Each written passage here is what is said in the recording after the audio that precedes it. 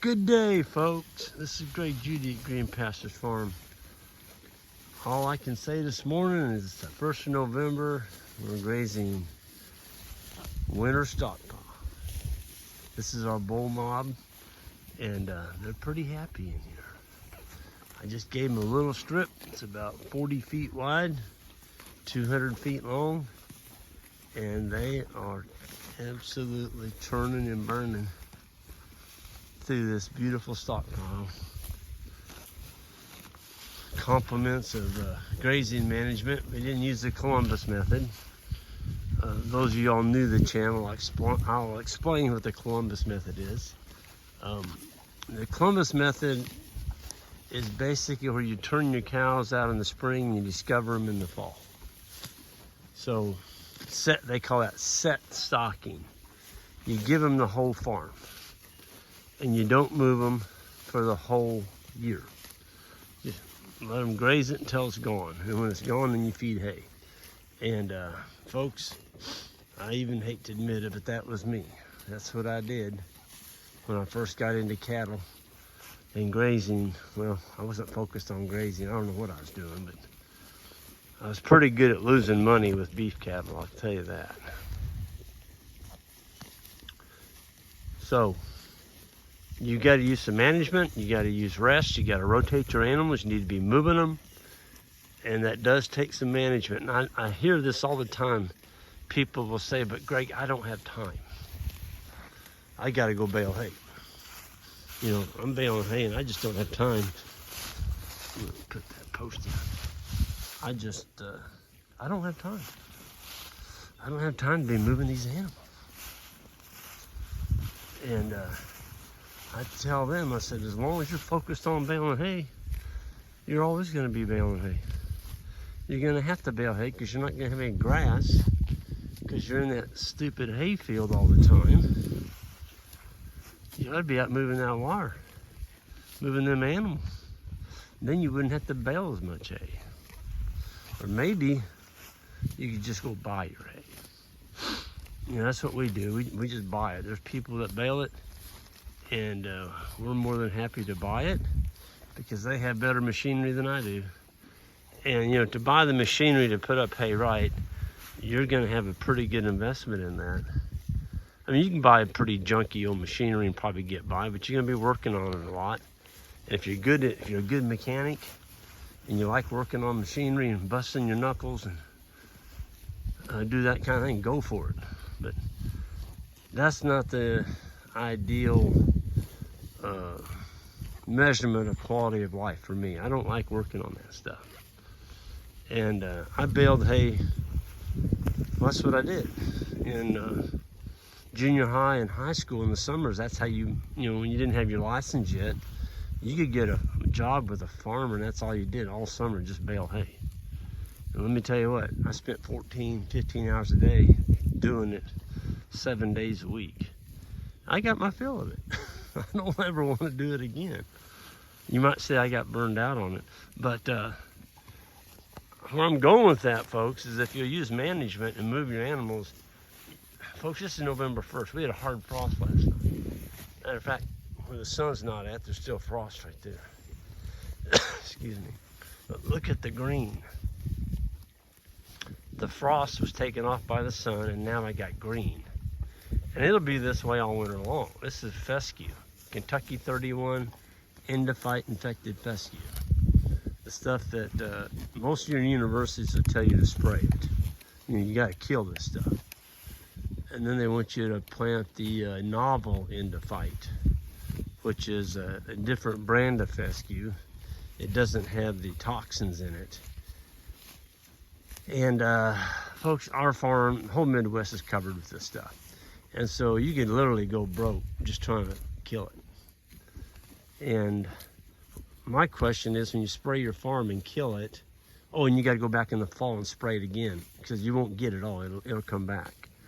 And then they want you to, you know, drill in all this new seed that's $5 to $7 a pound at 20 pounds to the acre. And you put the cost of your glass, I'm not gonna say it, your weed killer on there. herbicide. I'll just leave it at that.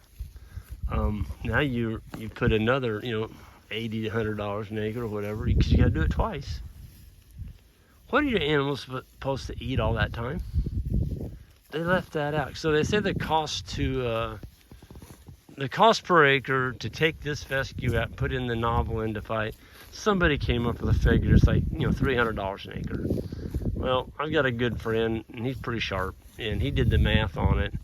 And he's got his PhD. This guy's he's got a doctor in front of his name. And he said, Greg, the real cost is around $750 an acre. Now, the way he calculated that was, for that year, those animals don't have anything to eat, you got to be feeding some hay, okay? And then you got to redo it again in 5 years. What do you mean you got to redo it again? Well, the fescue there on that fence row you didn't spray, it's going to come into here. And it's going to recolonize this whole farm again. All right, get out the spray rig, spray it again, go through that again. Or if you feed hay, you can't just go buy grass hay and roll out on your farm, because if it's got the endophyte in it, the Endophyte Infected Fescue hay, you just reseeded your whole farm with what you just sprayed out, trying to kill. So now you gotta go find somebody that'll sell you that hay, which is gonna be darn hard to find. And yeah, so you're basically fighting what's here. And so my answer to this whole conundrum about Kentucky 31 fescue is sell the animals. If you got an animal that doesn't perform on it, he gets fescue foot, he loses his tail switch, or she doesn't breed back, she doesn't shed off, she's just not performing, she stays thin on it, sell her or him, get rid of them. Don't go out and spray your whole farm. That's absolutely stupid. Don't do that. You will go broke. And I promise you, follow the money trail back to the chemical and the seed suppliers. They're the ones that's putting all the research out there, telling these university professors. I'm picking on universities because they're the ones that are pushing it. Oh, you gotta spray it, you gotta spray it, you gotta spray it. Well, guess where all the grant money's coming from? Follow the money. And it's going from your pocketbook right there. It's coming from there, and it's going into theirs. And you're left holding the crumbs. Because folks, if you would have sprayed your farm anytime in the last 2 years and tried to convert it, you would have got nothing. That's because we're in a 2-year drought. Didn't cover that one.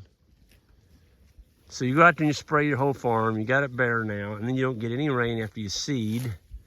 You've got, thousands and thousands of dollars of seed in this new seed. You don't get any water, you don't get any rain. It doesn't come up. What are you gonna do? Huh? You open up your pocketbook, you can go buy some more seed and reseed it. Doesn't rain again. Folks, you had forage, you sprayed it and killed it. Now you're done. You're done, you're cooked, toast. Yeah, so I guess my deal is select animals like these that will make it on grass, Kentucky 31, and there's gonna be some that don't. Get rid of them and keep the ones that do and move forward. Folks, that bull there, he ain't hurting. He's never had nothing but fescue. Clover, he's chewing on a little foxtail there this morning. You can make a living without spraying your farm. You don't have to kill all this Kentucky 31, because I'll tell you what, in the wintertime, there's no better forage there's no better forage on the face of the earth. You get a rainstorm, you're gonna pray you got some of this stuff, because it'll hold these animals up, and that's because it's got a really heavy sod underneath it. And you can abuse it, and it'll come back. It'll come back. Isn't that right, 185? No, he's not for sale. Man, you talk about a bull. That's one of our machos. We're going to use him again next year. He'll be 3 in May. He is a beaut. That's a Kentucky 31 Endophyte Infected Fescue raised bull right there. You can't make a living with that darn fescue. You got to get rid of it. I beg to differ. Anyway, I'm going to get out of here. Sorry, buddy. I didn't mean to spook you.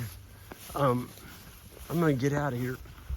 I found a tree over the fence over here, and I've got to go get that tree off. If I don't, I got a hole in my fence. Folks, when you move them into a new paddock, always walk your fence. You don't know. I mean, it could be a windstorm, it could just be a dead tree falling, but if it's got your fence mashed down, if I hadn't walked over there this morning, of course I put in a paddock over there, but if I hadn't seen that, these bulls would not be here in the morning. They could have walked out. So always check your perimeter. Mother Nature might drop you a log on it, and your animals won't be there in the morning. So anyway, I'm gonna get out here, everyone. Have a good one, and we'll see you down the road. Hit that subscribe button on the way out. Thank you.